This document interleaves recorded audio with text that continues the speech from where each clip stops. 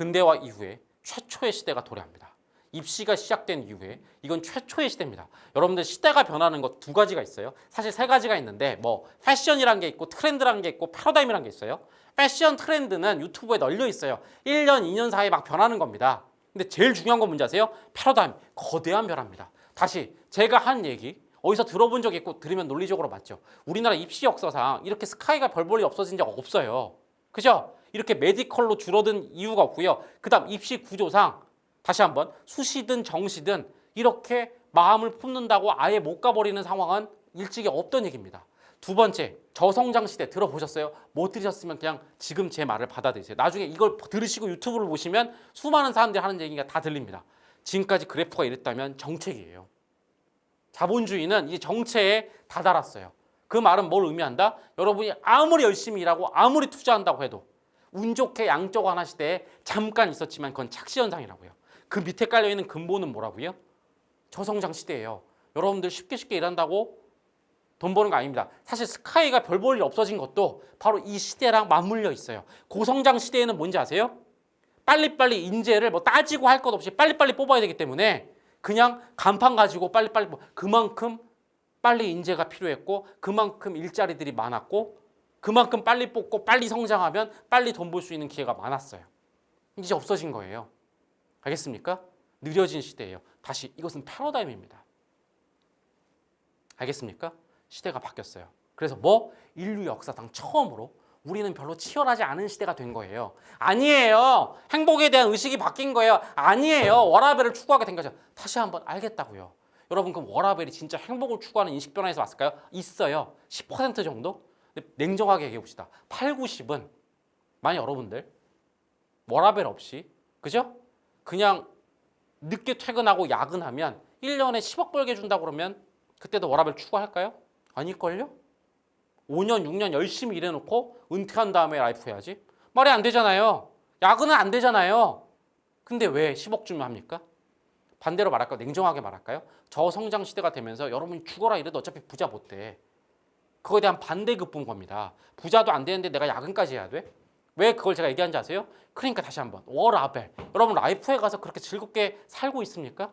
라이프 가서도 충만하게 못 살잖아요. 라이프 가서도 공허하잖아요. 아까 제가 말한 거 맞잖아요. 집에 가서 그냥 핸드폰이나 보는 게 그게 라이프인 겁니까?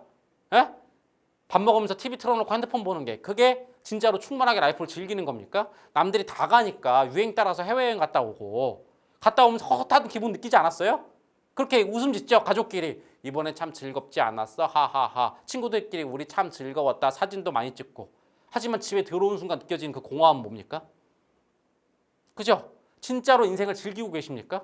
지금 뭔지 아세요? 워도 라도 어정쩡한 시대가 된 거야. 다시 한번 여러분을 비난하는 게 아니고요. 이것은 시대의 패러다임이 크게 바뀌면서 우리가 적응하지 못한 결과입니다. 여러분 잘못이라고 말하는 게 아니라 일단 팩트를 받아들이고 여러분이 인정을 해야 바뀔 수가 있는 거죠. 다시 그 팩트의 한가운데 제가 이렇게 말하는 이유가 뭔지 아세요? 너무너무 우리를 인생 불행감으로 몰아갈 공허감이 그 결과이기 때문이에요. 다시 여러분이 무기를 타고 뭐라고 하는 게 아닙니다. 차라리 진짜 인생 철학이 바뀌었으면 좋겠는 거예요. 일은 별로고 공부는 별로니까 자퇴하고 자유로워지거나 일을 정말 그만두고 완전히 라이프에 몰입하면 모르겠어요. 그게 아니잖아요. 어정쩡하잖아요. 그래서 뭐? 매일매일 여러분도 느끼고 있잖아요. 이게 뭐야? 일을 하는 것도 아니고 노는 것도 아니고 공부를 하는 것도 아니고 노는 것도 아니고 집에 가면서 이 마음이 허한 기분이 뭐지? 그게 공허감이라고요. 근데 그 공허감이 그냥 지나가는 감각이면 저는 이렇게까지 목소리 높여서 강연을 안 합니다. 앞에서 보여드렸죠. 이 공허감을 이렇게 저렇게 본질까지 분석했더니 1번 인간의 가장 중요한 불행함 DNA인 낭비감을 매일매일 찌르고 있는 거야. 그걸 못 느껴? 둔감하세요? 놔두잖아요. 나중에 인생 불행을 만드는 후회와 미련으로 몰려오니까 제가 미리 경고를 드리는 겁니다. 이게 제 사명감인 거예요. 나중에 가서 나 인생 왜 이렇게 불행했지? 그런 생각을 여러분이 안 했으면 하게 하는 거. 그래서 제가 목을 높이는 거지 여러분을 혼내기 위한 목적이 아니에요. 제가 감히 뭐라고 여러분 혼을 왜 냅니까? 여러분 혼내면 저한테 남는 게 뭐가 있습니까? 그죠? 혼내는 데서 제가 무슨 쾌감을 느낍니까? 알겠어요? 오랫동안 제가 10대에 왜 관심이 있었는지 아세요? 저는 10대를 행복하게 만드는 게 제 사명이에요. 제가 무슨 입시 이런 컨텐츠를 연구한다고 해서 그랬으면 제가 수학학원을 했겠죠. 왜 돈도 안 되는 공부 방법, 공부의 본질, 공부를 왜 해야 되느냐? 이걸 왜 21년 동안 해야 하는지 아세요?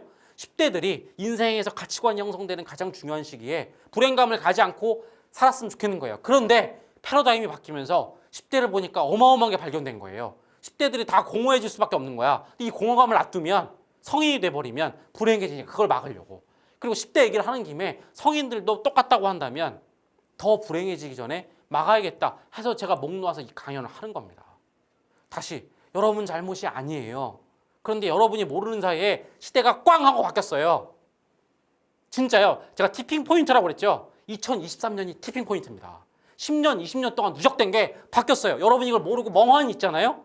어떻게 된지 아세요? 1번 자책하겠죠. 나 왜 이렇게 게으르니? 아니면 반발하겠죠. 꼰대 같은 얘기 하지 마. 난 치열하지 않을 거야. 하지만 그러면서도 마음이 찜찜할 거야. 가장 큰 거. 그렇게 그냥 아무 생각 없이 살다가 나중에 50살, 60살 먹어서 내 인생 공허했다. 나 후회와 미련밖에 없다. 너무 불행했다. 되돌릴 수도 없다. 너무 크게 낭비를 많이 했다. 이래버리면 안 되니까. 그래서 이렇게 강연하고 있는 겁니다. 이게 지금까지 제가 한 얘기인 겁니다. 하셨습니까? 자, 그럼 지금부터 대안을 말씀드려야겠죠. 이 공허감을 충만감으로 바꾸는 대안.